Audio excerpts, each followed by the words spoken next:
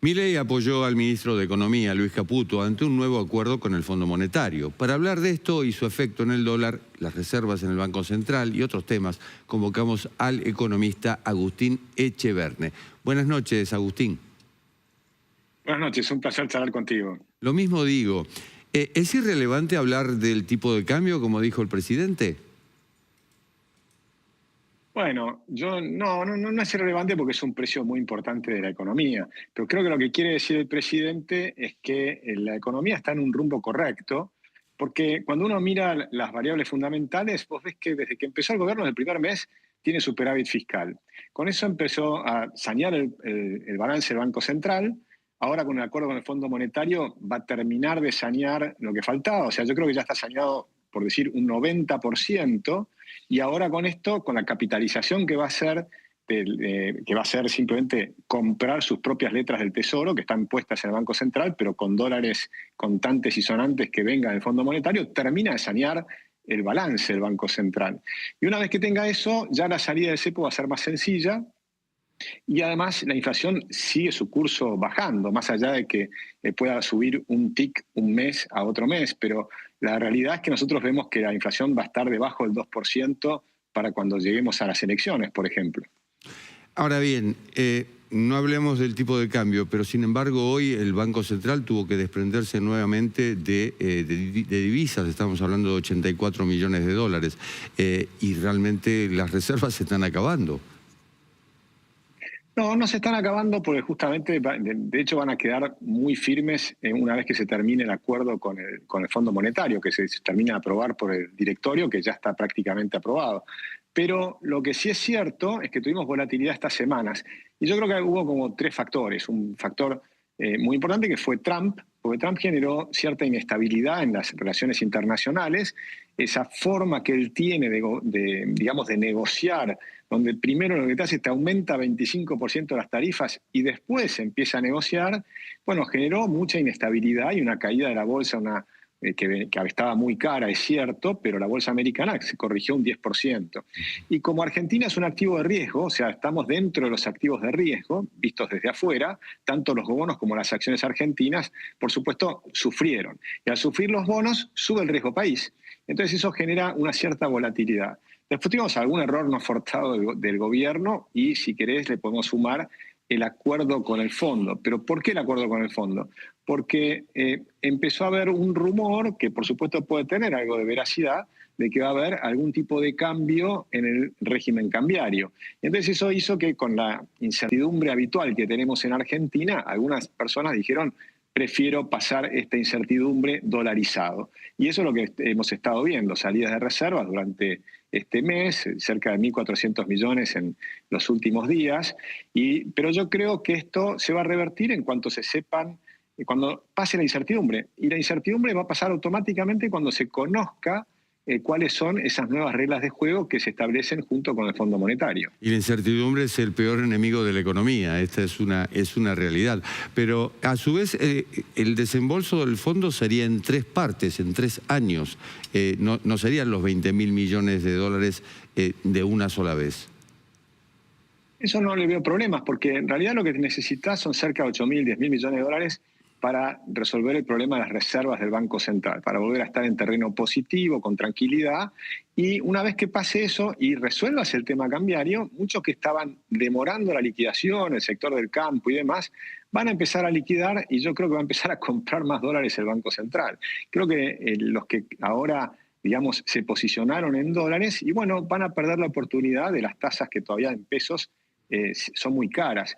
Pero si uno lo mira para adelante, la verdad es que la economía argentina está creciendo muy fuerte. Salió el EMAE de enero y te da datos que la economía está creciendo a un ritmo del 7%. Nosotros estimamos para este año un 5% de crecimiento, pero el riesgo es que nos equivoquemos porque en realidad sea mayor, no que sea menor. De hecho, la OCDE, por ejemplo, estimó 5,7%, que fueron las últimas estimaciones que escuché antes, el JP Morgan, el Fondo Monetario, el Banco Mundial. Todos están viendo que la Argentina está creciendo 5% o más. Y con una inflación en baja, con un Banco Central saneado, y creo que lo que va a ocurrir es que va a ganar las elecciones el gobierno actual, y entonces todo indica, por lo menos a mi juicio, que cuando nos acerquemos a las elecciones, el riesgo país va a estar en baja. Entonces, los que se posicionaron en bonos en pesos, por ejemplo, van a haber ganado bastante dinero, pero más allá de eso, que eso es anecdótico, porque eso es, bueno, algunos ganan, otros pierden, pero lo importante es que la economía está sana, la economía está, o si querés está, no es que está sana porque todavía llevamos 80 años de decadencia y faltan muchas cosas para resolver, que si querés podemos comentarlas, pero lo que está cierto es que el gobierno está en el camino correcto, está saneando la economía, está saneando el Tesoro, saneando el Banco Central y está haciendo un proceso de desregulación muy fuerte con Federico Sturzenegger. Yo la verdad es que soy optimista, lo veo mejor que muchos de mis colegas que por ahí están un poco más pesimistas. Y un poco más pesimistas o inquietos, porque, a ver, la percepción social es que efectivamente pueden estar haciendo muy bien las cosas en la macroeconomía, pero en la microeconomía no se nota, al menos se nota por ahí en la inflación, en los índices de inflación, pero digamos que recomponer la micro es más difícil, me parece.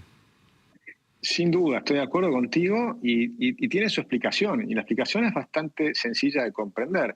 Los salarios, por ejemplo, vienen repuntando. Entonces, cuando uno mira la gente que está en la pobreza más alta, en realidad está bajando la pobreza. La pobreza llegó al 57% medida por la UCA el primer trimestre del año pasado, y ahora ellos mismos dicen que está cerca del 35%, es decir, que bajó como 20 puntos. Y lo mismo dice la Universidad Torcuato Di Tella, y luego vamos a verlo con los datos del INDEC más adelante porque sale con más rezagado ese número.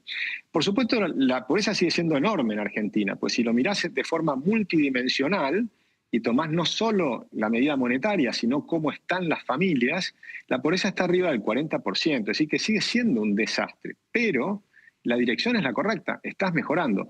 Ahora, ¿qué pasa con la micro? Que es lo que vos me planteás con total corrección. La micro no la notás tanto porque si bien algunos salarios están más altos incluso en términos reales, lo que pasa es que los precios relativos han cambiado. Antes te subsidiaban, por lo menos sobre todo la gente que está en el AMBA, es decir, en Buenos Aires y alrededores, nos subsidiaban el transporte, la electricidad, el gas, ¿no? Y el agua. Y por lo tanto, ahora que te han sacado esos subsidios, una parte de tus ingresos más grande se dedica a pagar esos servicios, lo cual es correcto, es como debe ser, porque lo contrario nos pasaba que nos estábamos comiendo el capital y por eso tenemos cortes de luz, porque las tarifas estaban pisadas, entonces las empresas no invertían lo suficiente y al no invertir lo suficiente después tenés corte de luz porque la demanda de electricidad sigue aumentando y tenés que permanentemente estar invirtiendo. Y no lo habían hecho. Bueno, ahora están recomponiendo las tarifas y por lo tanto las tarifas subieron más rápido que el resto de los precios. Y entonces lo que te queda para consumir el resto de las cosas es menor y por eso has tenido la baja del consumo, aunque ahora está rebotando, si lo mirás en términos interanuales, aunque tuviste un par de meses difíciles. Y hay sectores que están más adelantados y otros que están más retrasados, como la construcción. Sin embargo, yo creo que la construcción va a ser precisamente uno de los pilares de la recuperación de la economía en los próximos años, cuando el crédito vuelva a fluir de los bancos hacia el sector privado en lugar de que vaya hacia el gobierno, ¿no? A financiar el déficit del gobierno. Ahora, hubo una decisión de postergar el aumento de tarifas y la pregunta es, ¿están esperando las elecciones y después aumentarán las tarifas nuevamente? Bueno, yo creo que se ha hecho ya 2/3 de ese camino, falta 1/3 y lo irán monitoreando en qué momento hacerlo. Y posiblemente sí, es un año electoral y tal vez se demoren un poco más en ese tema, monitoreando ese tema. Pero yo creo que la ventaja que tiene tener superávit fiscal es que va solucionando problemas. Entonces, a medida que vas solucionando problemas, te da espacio para ir corrigiendo otros. Por ejemplo, vos tenías superávit fiscal el año pasado y digamos, lograste de todas maneras bajar el impuesto país, que costaba 1,5% del PBI. Ahora, con una economía creciendo al 5% anual, la recaudación va a aumentar 1,5% en términos reales. Eso te va a permitir seguir bajando impuestos. Y esto es muy importante porque la economía argentina nos ha quedado cara en dólares, que es el otro problema que todos estamos sintiendo, que vas y compras y te decís, bueno, un par de zapatillas en Argentina vale mucho más caro que en otro país, o una camisa, un pantalón, la parte textil sobre todo, y vas mirando. En otras cosas no tanto, como la carne sigue siendo barata, algunas cosas. Pero la realidad es que en el bolsillo te pega, por más que los sueldos se duplicaron en dólares, los precios también lo hicieron. Entonces, ¿por qué queda cara la Argentina en dólares? Esa es la pregunta que nos tenemos que hacer. Y acá hay como dos análisis. Algunos que dicen, bueno, lo que hay que hacer es devaluar.